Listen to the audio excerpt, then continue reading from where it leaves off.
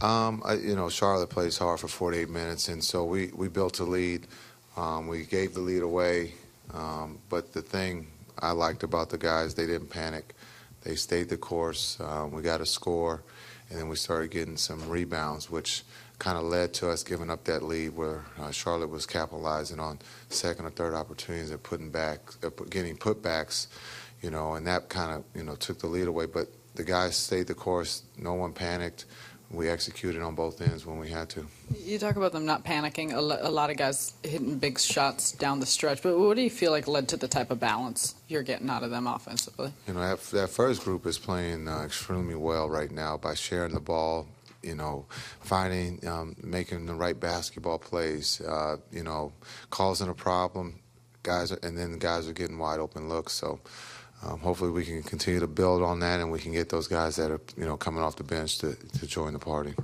When you guys went down 85-82 there, Deron had 7 straight points, had that 3 to put you ahead, had a big offensive rebound later. Was that the kind of stretch you expect to get from your floor general in a spot like that?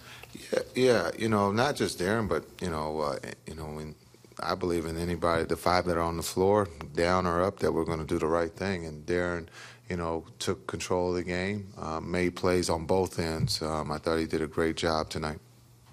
How much healthier physically does Deron look? A lot of the talk before the season was that he was going to be your guys' engine, and obviously the injuries kind of derailed him. Where do you see him at right now as far as? I think, I can't, answer to where I know he feels great, but I think his play is speaking for that on both ends. Being able to bounce back from the Washington game, I think he didn't shoot the ball extremely well, but again, he's setting the table with Joe in the pick and roll, being able to drive it and be able to find Mace or whoever may be under the basket. So he's making all the right, basketball plays, and he's not settling. And maybe that's because of his health, and he feels good that he's getting to the paint. Jason, down the stretch, whether it was Joe, Deron, or Paul, those guys stepped up and hit big shots. I mean, how nice is it as a coach to have those guys who have been there in the battles and the wars late in games and able to execute the way they did? Yeah, I think no one panicked. Again, one of the nice plays, basketball plays, I thought was seeing the ball start on the left box in a pick and roll and ending up in the right corner.